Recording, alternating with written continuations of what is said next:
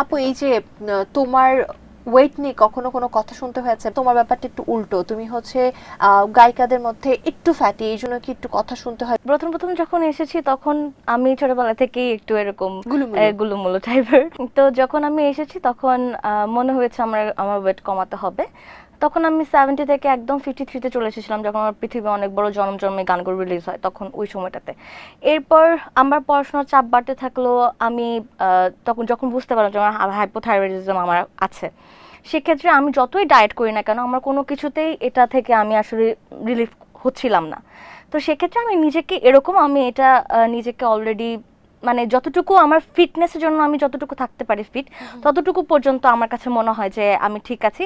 আর এখন যেটা কি আমার কাছে মনে হয় যে শুকনা যদি একটা ট্রেন্ড হতে পারে, তাহলে যারা একটু বালকি থাকতে চায় আমার মনে হয় এটা এখনকার সময়ের জন্য অনেক অ্যাকসেপ্টেড একটা ব্যাপার হয়ে গেছে। অনেকে তো ওষুধ খাচ্ছে মোটা হওয়ার জন্য, তুমি কি এরকম ওষুধ খেয়েছো?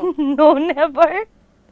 আমি যেমন আছি আমি আসলে যতটুকুই আমি আছি ততটুকুই আমার হাইপোথাইরয়েডিজমের জন্যই আমার মানে স্বাস্থ্যের দিকটা এরকম। আর আমি যেমন আছি I am so happy with myself. সবচেয়ে বেশি যেটা দরকার, I am very confident and very happy with myself. আর মানুষ কি কি বলো না বলো সেটা আমার দেখার বিষয় না, বিকজ আমি যেরকম আছি সেটাকে একসেপ্ট করে নেওয়াটাই আমার মনে হয় যে আহ, এটা আমার মনে হয় যে এটা মানসিক দিক থেকে আমি নিজে ভালো থাকবো। আর এমন তো না যে আমাকে কেউ পছন্দ করছে না, অনেকে আমাকে এভাবেই পছন্দ করছে। তো পৃথিবীর সবার মানে সবাই যে সবাইকে পছন্দ করবে এমন না। সো আমাকে যারা পছন্দ করে I am happy with that.